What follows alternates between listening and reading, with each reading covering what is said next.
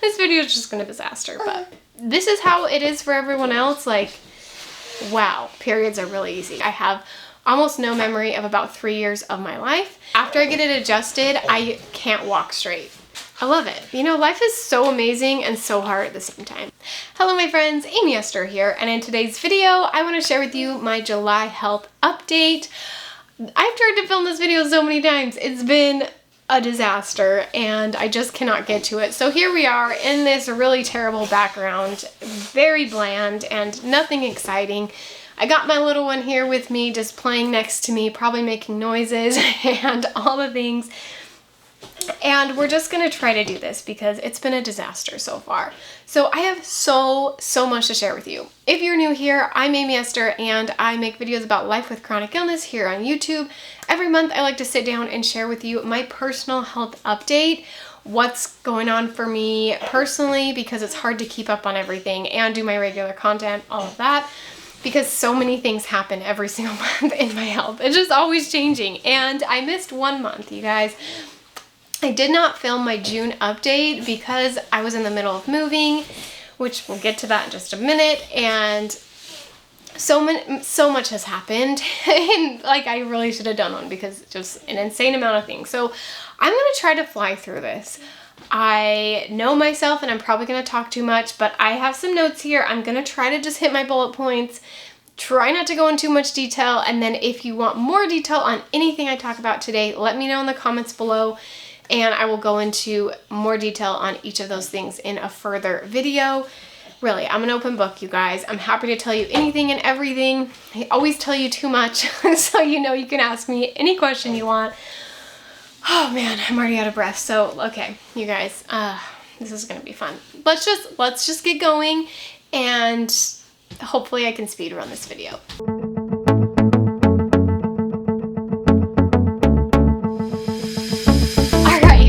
Let's just get started. So first of all, I feel like I've kind of dropped the ball on YouTube recently. I batched a bunch of videos right before I moved. So timeline, just so you know, middle of June, we moved out of our previous home. We sold that one, but the dates to move into our new home was a month after our date to move out of our old home. And so we were homeless for about a month. We lived with family from middle of June to middle of July. Middle of July, July 15th to be exact, was our possession day of our new home, and it was the greatest day of my life. Okay, having children, getting married, and then moving into this home. I love it so much. I know it looks really bland right here. Promise you'll see more of it. I promise I'll do a house tour. Let me know down below if there's any other videos you want. Organizing, decluttering, unpacking, cleaning, home renovation videos, house tour videos. Let me know in the comments below if any of those interest you. I know they're not super related to life with chronic illness, but it's still life. And I will share with you how I do all these things, how we do these little home renovation projects, how I unpack all of that. If you're interested, let me know in the comments below. Okay, let's try to focus on health. I'm kind of getting lost there. So first of all, in my health, let's talk about mental health because that's been kind of crazy with the move and everything. So I'm in the best place I've ever been in. Like, I moved twice and I'm chronically ill. I have no energy. I'm in pain all the time. And yet I'm the happiest I've ever been, even while moving, you guys. Happiest I've ever been. I've been doing EMDR. I started that back in January. I've been getting a lot of questions about EMDR. It's a trauma therapy for some trauma I went through in my past that I just never really dealt with in a good way. And I think it led to some of the physical pain that I feel as well, which is just so crazy that our minds can do that. Our brains are incredible at keeping us alive, and they're just incredible things. But anyway, there's so much about EMDR that I want to just sit and like tell you everything, but I really need to do just a whole video, probably multiple videos about it. So let me know if you have specific questions about EMDR and my experience. I will say that it got worse before it got better. I started about January. I would say up until May, my anxiety and my night terrors and all the things got worse. Around May, I hit this breaking point and things have been smooth sailing, so much better since then. I still feel anxiety at night. It's something that I was dealing with really bad before, but it is not nearly as bad. Like, the fact that I can get to sleep is huge, and the fact that I don't wake up screaming nearly as often as I used to is also huge. So anyway, there's that. Probably more detail than I, should have gone into. Okay. Where do I go from here? Okay, next thing is I had my first period since I had my baby, which is really exciting. This is another thing that I know I want to go into a lot of details about, but I'm not going to. If you don't like hearing about periods, just skip ahead a few minutes. Okay, I'm out of breath, you guys. Okay, I'm trying to go way too fast. This video is just going to be a really disaster, but it's okay. So I had my first period, which to me is really exciting because it was normal. Like, I had an actual normal period where I was not curled up in a ball screaming in pain, just so heavy and awful. And I would go into all the details, but it's probably too much information. Anything about periods, times it by 10. That's what I experienced every single month since I started my period when I was, 14, 15. I don't know. When do you start your period? Somewhere around there. And I think it's because I had a baby. I think it helped my endometriosis. I have endometriosis and PCOS, and I think having babies helped my periods get better because I have never experienced a period like that. Like, it was amazing. If this is how it is for everyone else, wow, periods are really easy because that was a totally different experience. So we'll see if it gets worse as time goes on. I've heard that endometriosis can come back, but I've also heard that if after kids, some people never have problems with it again. So I'm hoping that happens for me, but I was really excited. That I was terrified, I should say, when it started, but then once I got through it, it was super short. It was only 6 days, you guys. That was the shortest period I've ever had in my life. 6 days. Usually it's like 2 weeks long and it's miserable. Anyway, again, I can go into more detail. I want to go into more detail about that because I feel like I could talk about it forever because it's very exciting for me. But speaking of the reason that I started my cycle is because I weaned my son from breastfeeding. I actually weaned him a little bit early. I weaned him at 11 months because I was having some neck problems, which we'll get to in just a minute. But I think nursing was causing problems with that. So I called his doctor, asked him if I could wean him a little bit early. He said yes. My son is in a very high weight category. He's like the 95th percentile in weight, so he's doing great. But I did wean him, and that was kind of nice because one, my cycle started again and it was not terrible, and also I feel like I can try new things now. I've been pregnant or breastfeeding for the past 4 years straight, and so I'm excited to try a few new things. I'm going to try Antarol. I just ordered that. That's for SIBO. I had so many of you comment on my videos and recommend that. In fact, I just went to my comments and searched, and I think that's how you say it, Antarol, Antrarantil. I don't know if that's how you pronounce it, but I went and typed that into my comment section and just went and scrolled through, and so many people had said that. So I'm excited to try that. It's a supplement that's supposed to help methane SIBO. Let me know in the comments below if you've tried that and it worked for you. Oh man, I'm out of breath. I'm sorry, I'm trying to talk way too fast. There's so much to get through. Also, I'm trying hemp oil. This is something my mother-in-law recommended for pain. Both of those things said not to take them while you were nursing or pregnant, and so excited to try those out. Okay, next thing is my chiropractor. So this is what I was talking about with my son. If you've missed any of my previous updates, this is always so hard because I feel like I have to go back and explain for people who haven't been watching everything. So sorry if it makes no sense if you're new here. I feel like I have a hard time explaining again to everyone as if it's your first time here. I just it's hard for me not to just assume you've been here and know my whole story. So basically I was in a car accident when I was a kid. Not a kid, I was I guess I was a kid. I was 16. And that's a whole nother story in itself. I forgot about it. I completely forgot that I was in this car accident. It was really bad. I was sent to the hospital in an ambulance.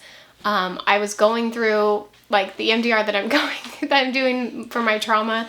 I was in that trauma at that time, and the way that my brain coped with that trauma was to completely shut down and forget, like it just forgot everything. I have almost no memory of about 3 years of my life. And it was during that time. And so I was in a car accident. That's just a crazy story of how that all happened. But basically I went to the chiropractor, and an upper cervical chiropractor, I should specify. It's it's a specialist, not just a normal chiropractor. Anyway, so I went there and he told me the top 2 bones of my spine were twisted like this. So they're supposed to be like, hitting each other at the same point. Instead, they're both twisted opposite directions.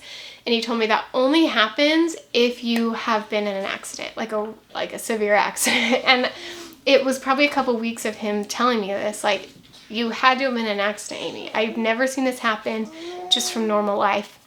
And then all of a sudden it clicked one day. And I realized, oh my gosh, I was in an accident. And then I remembered being in an ambulance.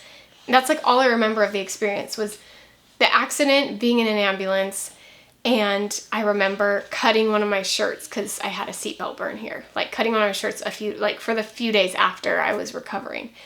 And that's like all I remember. But it was crazy because it just like jogged my memory. Anyway, point is I was in this accident, and since I was 16, I have been living this way with the top 2 bones of my spine twisted, not getting the right blood flow. It interferes with like the vagus nerve, and all of that stuff. And so I've been going to the chiropractor and fixing it. Every once in a while it pops out of place. Since my son started crawling, it has started popping out of place. You know I'm talking about you, don't you? It has started popping out of place more than it had before, because he is a big boy, as we talked about. You are a big boy, huh? He's hanging out with me today because that's how we're doing this video. Hi. Anyway, it kept popping out of place, and I think nursing and all of that has been causing that. And so in order to help it hold, I've been super, super careful with that. Anytime it goes out, I get so sick. I get super nauseous. I get crazy dizzy. I get super lightheaded. I have no energy at all, and I get migraines, like nonstop migraines. So I can usually tell when it's gone out, and I will go in, he'll fix it, and then when he fixes it, so basically it pops back into its old place, and then he pops it back in with this cool special machine. Should I do a whole video on it? Have I done a whole video on it? I don't remember, but I should. I should do a whole video on how this works because it's super cool. This is not an adjustment that you can just get done like by hand. Like it has to be done by this machine thing. It's super crazy, but it makes me feel so weird. After I get it adjusted, I can't walk straight. It is the weirdest thing. And then I'm nauseous and dizzy for a day or two, and then I start to feel significantly better.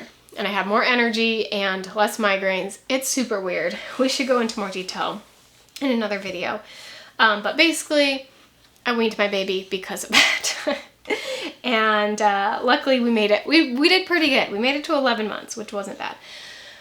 Okay, you guys, I just can't do these fast. It's already been 14 minutes since I started this. It's okay. Okay. You want to hang out? You want to join the video? Okay. I think he just wants to hang out with us for a second. So, anyway. Hey, bud. Hi. So what were we talking about? I need my notes. I've been having crazy gallbladder attacks. I had the worst one I've ever had. Was it 2 days ago or yesterday? I think it was 2 days ago. The worst gallbladder attack I've ever had. I get them really bad when I'm pregnant, and I'm not pregnant. I'm pretty sure I'm not pregnant. Hopefully I'm not pregnant. I'm definitely not pregnant. But what was I talking about? Oh, gallbladder attacks have been so bad. And so I'm considering getting my gallbladder out. My chiropractor says, no way, don't get it taken out. My doctor says, you should definitely get it taken out. His reasoning is like, yeah, it causes some problems after you get it out, and some issues with digestion, but like you have so many issues already that it's not going to be anything worse that you already dealt with. So there is a possibility that it could help other things with my, digestion issues. I have so many digestion issues. But the gallbladder attack, where it's just like this crazy amount of pain, is just miserable. So I'm thinking about getting it out. Let me know in the comments below what your opinion is. If you've gotten yours out, let me know what your experience was like, if it helped you, if it didn't, you know, all the things. So again, I'm sorry this video is very, very, you know, non-professional. I have my notes now over here so my son can't get my laptop. Okay. Oh, diabetes insipidus. I was not diagnosed with diabetes insipidus, but was highly suspected from my doctor that I have it. Diabetes insipidus is different than diabetes that you think of with blood sugar. It's actually a problem with your kidneys and hormones in your kidneys.